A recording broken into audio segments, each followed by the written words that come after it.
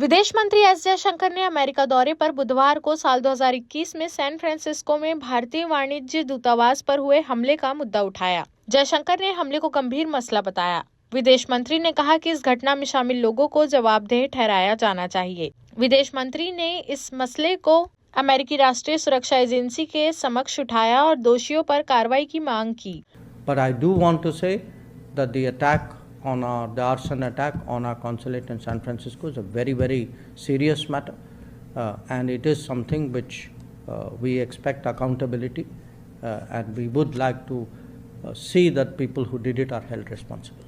विदेश मंत्री ने कहा कि भारत को कूटनीति में सिर्फ सहानुभूति नहीं बल्कि जवाबदेही चाहिए। एस जयशंकर की इस मांग पर अमेरिकी प्रशासन ने जांच का भरोसा दिया है। जयशंकर ने अमेरिकी विदेश मंत्री मार्को रूबियो के साथ मुलाकात के कुछ घंटों बाद यह बात कही। अमेरिका में ही एक प्रेस कॉन्फ्रेंस के दौरान उन्होंने यह भी क्लियर कर दिया है कि भारत उन भारतीय नागरिकों की वैध वापसी के लिए तैयार है जो अमेरिका में अवैध रूप से रह रहे हैं। उन्होंने कहा कि यदि हमारे नागरिक जो किसी देश में अवैध रूप से रह रहे हैं और उनकी पहचान सत्यापित की जा सकती है तो उनकी वैध वापसी के लिए भारत हमेशा तैयार है।